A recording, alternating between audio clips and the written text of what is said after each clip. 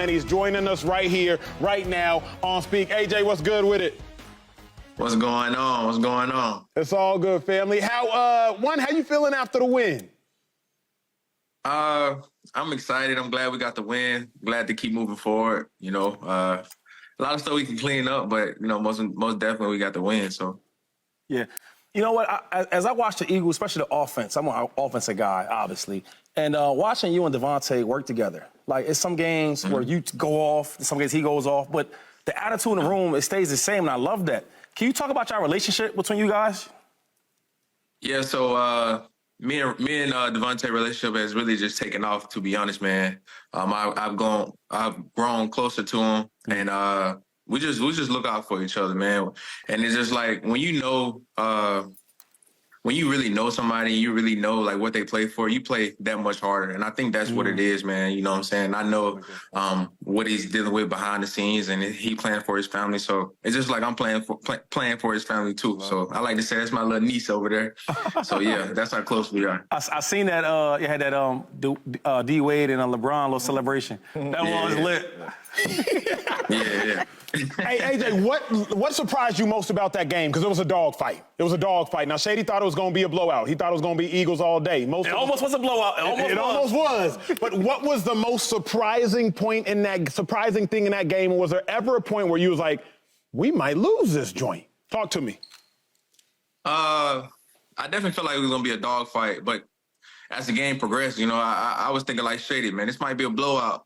But then, you know, it's the NFL. You gotta put teams away. You gotta put great teams away. And we had 3 possessions at the end of the game that we didn't do that, and we gave them a chance. We gave them a chance, and so you know, they're good too. So we just gotta like stuff like that. We gotta clean that up. So, but yeah. You just talked about your relationship with DeVonta. Talk a little bit about Jalen Hurts, because it still feels like people don't believe that he's as good as he is. It's still like he has to constantly prove himself. What is it about Jalen Hurts that's special? Question. It's mentality, I think, and also that people really don't probably still believe in him. You know, he wants to prove everybody wrong. He wants to lead and, you know, lead his teammates, and just his process every day. You know, he just wants to be great. He's striving to be great, pushing everybody around him to be great. You know, having those uncomfortable conversations. You know, put your feelings to the side. These conversations has to be had, and because he's trying to be great, and he wants everybody around him to be great. AJ, what's going on, man? It's good to see you, and it's not good to see you. I'm surrounded by a bunch of Eagles today, man. We got an Eagle on set. I'm always surrounded by Shady every time y'all go out there and ball and handle y'all business. But congrats on the season you having. But I want to talk to you about Coach Sirianni, man. Before I retired, I was in San Diego. It was the San Diego Chargers at the time, and he was my receiver coach, man, and I love the dude. He was a really good coach. Just talk to us about him, man, the energy he's brought over there. I mean, he praises you, you know, thanking God the GM went and traded for you. Just talk to us a little bit about Coach Nick. Man, Coach Nick does a really good job, man. We have so many personalities on the team, man. He keeps everybody locked in and dialed in, man. So, like I say, hats off to him. But he does a really good job of teaching us constantly the game. You know, he's always trying in on receiver work and coaching us. He comes over there, the individual, he's coaching us. So, you know, he does a really good job for the team, man. So yeah. Hey, real quick. So you seen the Eagle earlier. Did you know his name was Slim? Did you know that? No, I didn't know that. I didn't know that. Shady, you ain't know that? Okay, don't worry about that. Okay. No,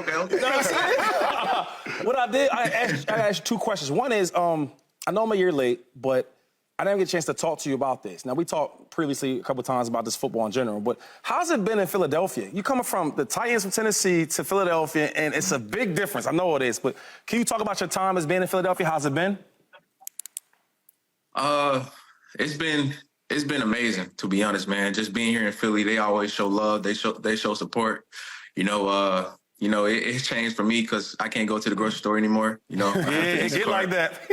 You know, but you know, I love it. You know, and this is a real passionate city. You know, they even let you know when you mess up. You know, and they praise you when you do good too. You know, that's right. It's expectation to win all the time, and you know, when you know that, you just got to go out and play. You know, play your best. Try to play your best each and every game. You know, give your heart.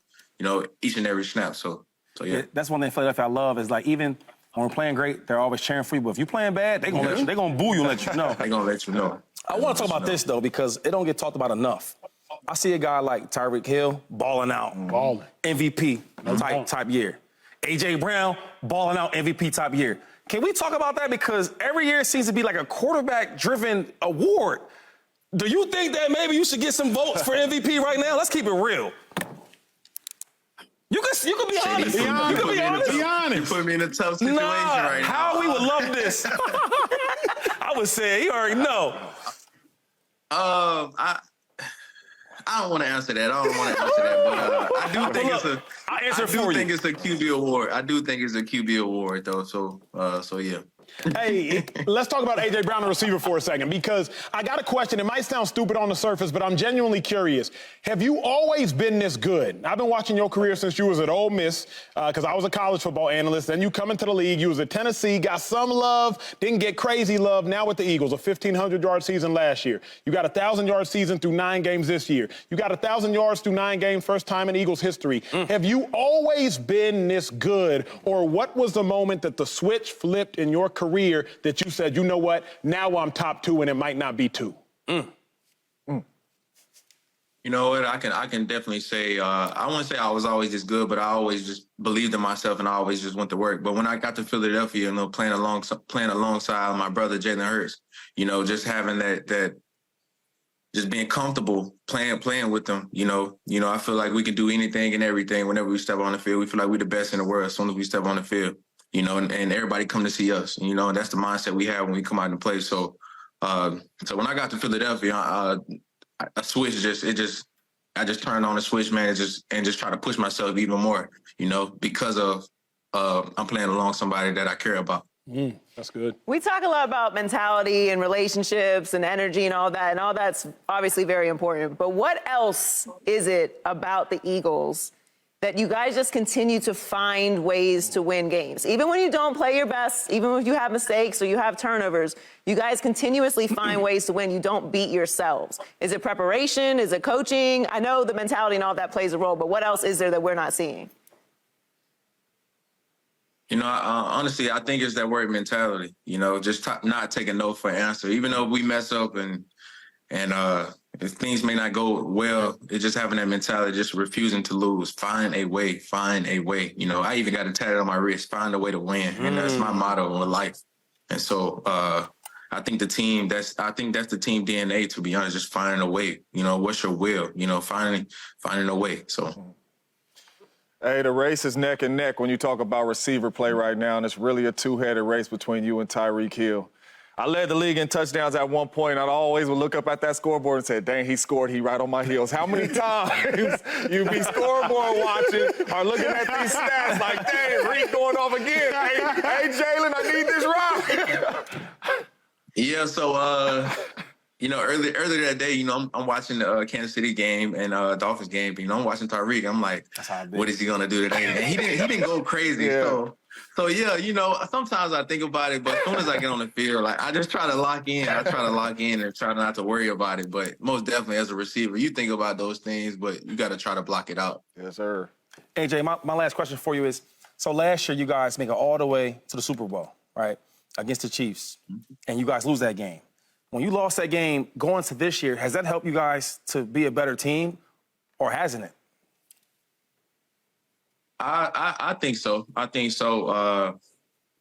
Because we're finding ways to win, and nobody's satisfied. We did some really special stuff last year, but it wasn't enough. So it's just like we got to clean up the little things, and we know what we're capable of, and we're still striving for it. We're hungry for it because of we know how hard it is to get there and to finish. Yes. And so that's the mentality. We're not trying to look far ahead, but we're trying to just take it one game at a time and just focus on, each opponent and just try to get better each and every day. Because that's the battle, that's the fight. Trying to get better each and every day. Come to work to get better each and every day. Hey, before we let you go, got to put you on the spot. I need your top 5 cornerbacks in football. Who are your top 5 CBs? Talk to me. And it could be for on the spot. You're always going to miss one. You always going to miss one. I don't know. I think right now, the best cornerback in the game right now is Pat Surtain. Yeah, nice. Yep. I always I like his game so much. But I don't know after that. I don't know. I'm sorry. That's how we talking. We don't know after that. You know what I'm saying? We ain't got no top 5. You know what I mean? Yeah. Listen, and I'm pretty sure I probably won't play Pat, so I'm not about to crown anybody else, and I don't want to see nobody else. So, you know. Yo, hey, we appreciate you making time for us, family. Enjoy the bye week. Go dominate the rest of the season. We pushing for your MVP campaign at this desk, so you ain't even got to do it yourself, bro. It's love. All right, AJ. Thank you so much. I'll hit Thank you up, y'all. brother. Appreciate you. Thank y'all. That boy good. That boy good. That boy good. Real good. There is the Eagles' really fastest player to ever reach 1,000 yards receiving. This show has been fantastic. When we return, Slim, the actual Eagle, like the bald eagle, will be back on set. And then we got to discuss, did the Eagles win? Did the Cowboys lose? Are we more impressed with the Eagles or disappointed in the Cowboys? And how about Dak Prescott? Did he change our opinion? It was the biggest game of the season. We're giving you the biggest show to match. That's next on Speak. Hey, Slim, you want some Dallas treats? Subscribe here to get the latest from Speak and go watch a few segments from our other shows on FS1.